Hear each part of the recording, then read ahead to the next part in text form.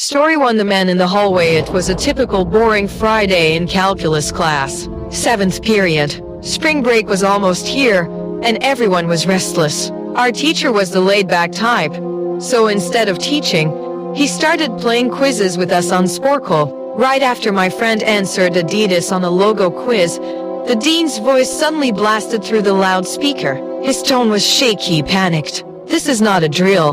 Go into lockdown." Instant chills ran through my whole body. I'd never heard the dean sound like that before. Our normally calm teacher jumped up, shut off the lights, and rushed us into the back corner of the room. For a while, the room was silent, until all the usual buzzing in the walls suddenly stopped. The school had cut the power. That's when we knew this was serious. A few minutes later, we heard screaming echoing through the hallway. Not normal screaming, pure rage. 2 girls in our class started crying as the footsteps grew louder. The man was pounding on lockers and yelling, "I'll kill all of you." My heart felt like it dropped through the floor. Then the banging moved to our classroom door. A girl screamed no, which only made the man hit the door harder. He pounded and screamed for what felt like eternity. And then, just as suddenly, he moved on, still screaming as he went farther down the hallway. Eventually, the dean came back on the loudspeaker and explained what happened. A mentally unstable man had entered the school and assaulted the woman at the front desk. Nobody knew if he was armed. Staff swept the building but couldn't find him, so teachers were told to resume class. Doors locked. No one leaves. Hours later, a janitor working the night shift found the man sleeping in a storage closet. And according to rumors, 844 Magnum was sticking out of his pocket. Before police arrived, he escaped. To this day, none of us know if he was ever caught. I can only hope he eventually got the help he needed.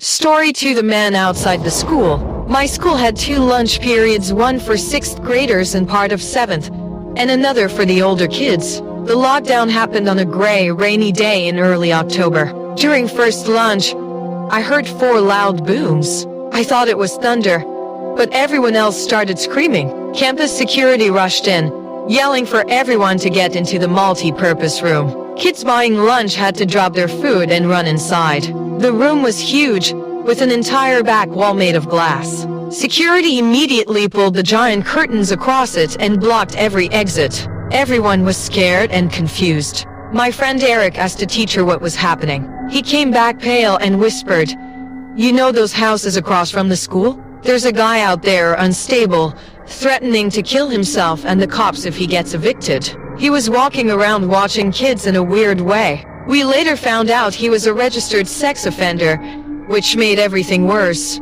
We were stuck in that room for over an hour. When we were finally escorted back to class, I learned something even more disturbing.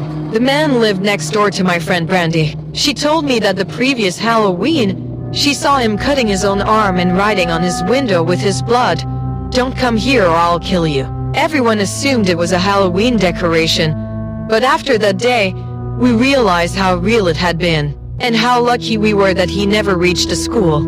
Story 3. The Basement Stranger. I'm 22, fresh out of college, working as a computer intern at my old high school. The basement where I worked was messy, but the small office I shared with 2 coworkers, Dave and Gary, was actually really comfortable.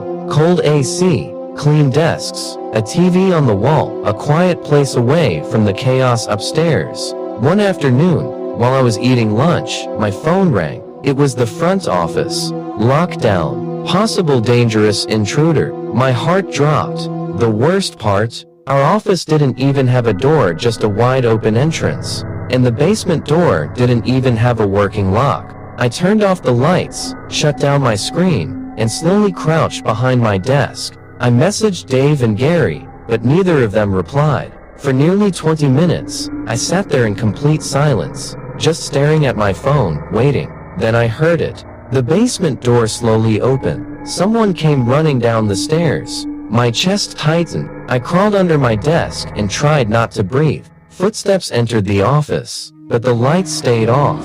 Then my phone vibrated. The footsteps started moving closer to me. Panicking, I crawled out from under the desk.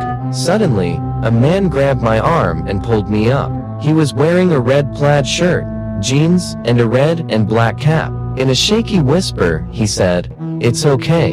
I'm hiding down here too." He asked me where the exit was. I pointed toward the stairs, but something felt wrong. I asked quietly, "Who are you?" He claimed he was just a parent trying to pick up his son. Then I checked my phone. It was a message from Dave.